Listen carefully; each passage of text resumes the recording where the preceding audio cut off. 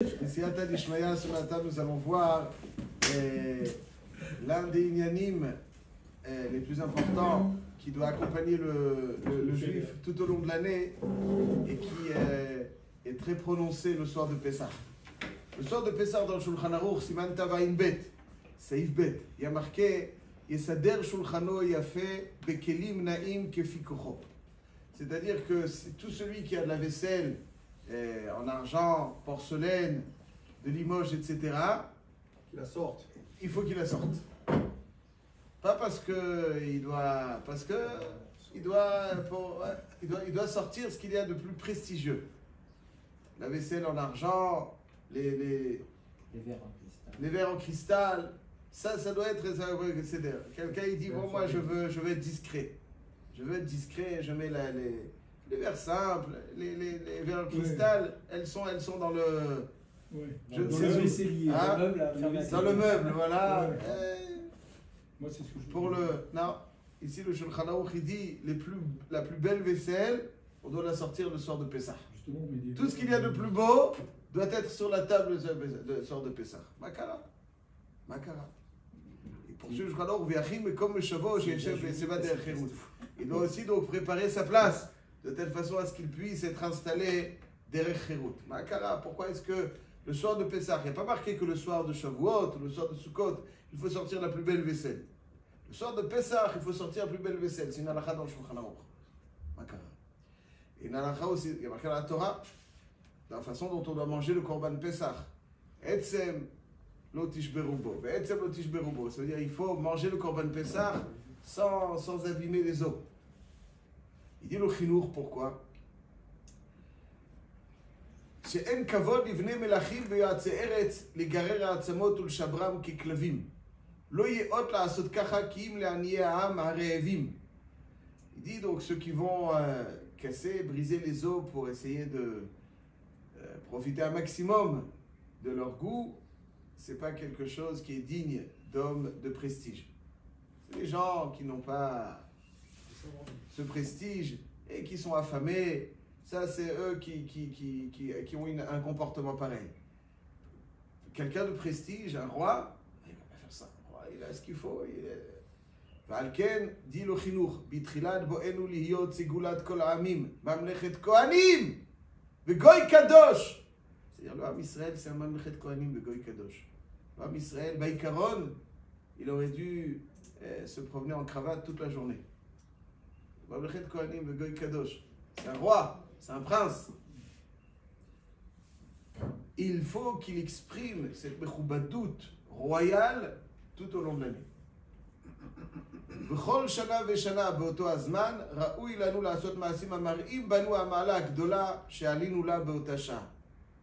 ומתוך המעשה והדמיון שאנחנו עושים נקבע בנפשותנו הדבר לעולם. Le חינוך dans מצוות Etzaï.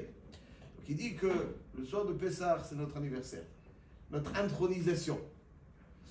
L'intronisation d'un peuple de Mamlechet Kohanim Vegoy Kadosh, un peuple de princes. Chaque Yehudi, il doit avoir un prestige royal.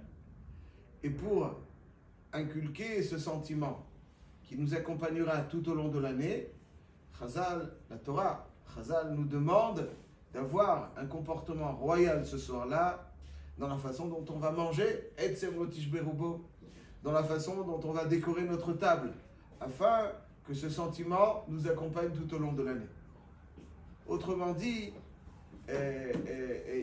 exactement de la même façon qu'on ne conçoit pas qu'un prince, quel qu'il soit, se balade en tongs dans la rue, ça n'existe pas. Peut-être quand il sort de la douche, il va en tongs. Peut-être, mais jamais dans la rue. Un Ben Israël, c'est un prince. Il n'y a pas de tongs. C'est pas quelque chose qui nous... Ben Israël, c'est un prince. Ou Mamlechet Kohanim, Vegoy Kadosh. Mamlechet Kohanim, Vegoy Kadosh, c'est quelque chose qui doit nous accompagner tout au long de l'année, mais c'est ce sur quoi on met l'accent Erev Pessah, avant Leil Pessah. Afin de... Voilà, regarde ce que tu es. Mamlechet Kohanim, Vegoy Kadosh. C'est pour ça que le Shulchan Aruch nous dit qu'il faut sortir ce soir-là l'équilibre le plus haut pour nous inculquer que voilà, B'etzem, ce sont les kélim qui doivent nous accompagner toute l'année. Aval al-kol panim, Être roi, c'est pas quelque chose de chitsoni. Vous avez des gens, ils peuvent être tout ce qu'ils peuvent être. Le plim, il est complètement, il est pas royal. Le plim n'est pas royal. L'homme Israël, il a un plim royal, et c'est ce qu'il doit exprimer ce soir-là pour finalement qu'il soit accompagné tout au long de l'année. Et c'est exactement ce qu'on exprime aussi dans un des passages de la Haggadah. On dit que si Akadosh Baruch Hu lo tzianu, alors hare anu banenu ubne banenu meshu'abadim haynu le paro b'Mitzrayim. Ça veut dire quoi? On était meshu'abadim le paro b'Mitzrayim. Qui a dit? On serait meshu'abadim? Qui a dit? Peut-être qu'il y aurait eu. Pourquoi meshu'abadim haynu le paro b'Mitzrayim? Surtout avec l'abolition de l'esclavage. On ne serait pas meshu'abadim. Pas d'esclaves. Aujourd'hui, il y a des esclaves. Pourquoi on nous dit que si on ne devait pas libérer ce soir-là, alors on serait meshu'abadim? Je dis toujours qu'un homme libre, c'est pas un homme qui dispose uniquement, qui fait ce qu'il veut. C'est pas ça un homme libre. Un homme libre, c'est un homme libre.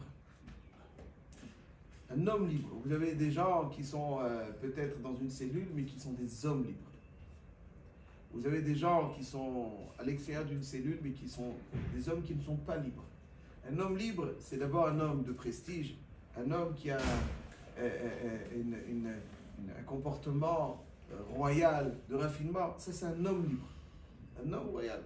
Il y a un maral de Prague qui dit, donc Gvurot Hashem Perek Samech Aleph, il dit comme ça, Kasher yatzou Israël mimitzrayim kiblu atov be'etzem ad shehayu rekuyim be'atzmam liot b'dechorim mitzad ma'alatam. Ça veut dire que la liberté n'est pas simplement un contexte dans lequel on va vivre, c'est une description de l'être. L'être, son essence est une essence libre. L'essence de l'être est une essence libre. On est devenus des hommes libres intrinsèquement. Maintenant, il y en a qui vont vouloir nous imposer une certaine emprise, mais on est des hommes libres. Même si quelqu'un cherche à nous emprise, on est libre. Alors ça s'exprime aussi par le fait qu'on peut s'en débarrasser à n'importe quel instant, parce qu'on a la capacité de se défaire. Parce que l'emprise humaine sur nous est le reflet quelque part d'une forme d'emprise que le Yetzer Hara a sur nous. Hein? Si on se débarrasse du Yetzer Hara, alors on se débarrasse aussi de cette emprise. Toutes les emprises physiques sont le reflet d'une emprise spirituelle plus profonde. Et si on est capable de se débarrasser de cette emprise spirituelle, alors, tout naturellement on se débarrasse aussi de cette emprise physique. Il dit le Maharal, Vedavar mikri lo yevatel davar atzmi. C'est-à-dire que quelqu'un a une emprise sur nous, c'est pas quelque chose d'intrinsèque, c'est quelque chose d'extérieur. Et or, ce que nous sommes intrinsèquement, profondément, dans notre essence, alors c'est un homme libre. Donc quelque chose d'extérieur ne peut pas annuler, abîmer, remettre en question ce que nous sommes dans notre essence. Ki adayin al Yisrael ha'ma'ala azot shem bnei chorim be'etzem. Im shiabud hamikre. C'est-à-dire, même s'il y a quelqu'un qui a une emprise, c'est quelque chose de mikré. C'est quelque chose qui reflète un hasard. C'est pas quelque chose qui nous définit. C'est ça qu'il veut dire.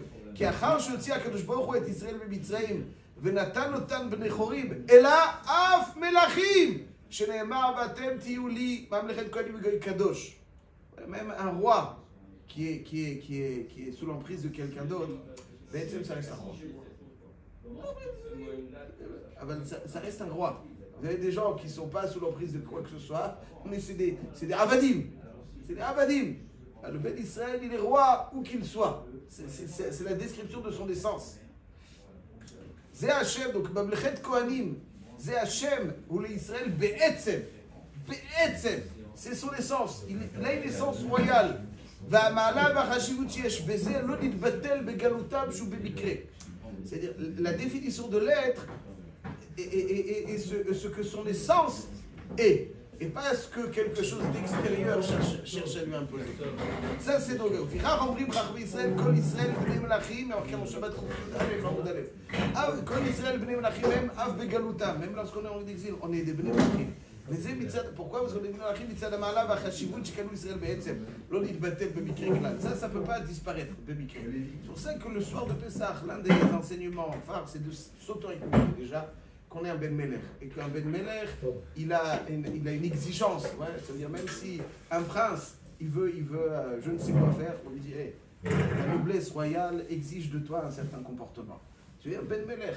Et ça, c'est ce qu'on doit ressentir. C'est pour ça qu'on est Bnei Chorim, pas comme les Avadim qui mangent debout. Ouais, on est des Bnei Chorim, la vaisselle est la plus prestigieuse. Pourquoi? Pour nous inculquer c'est notre jour d'intronisation en tant que Ben Melech. Il y a le Melech, Malchim, Melachim.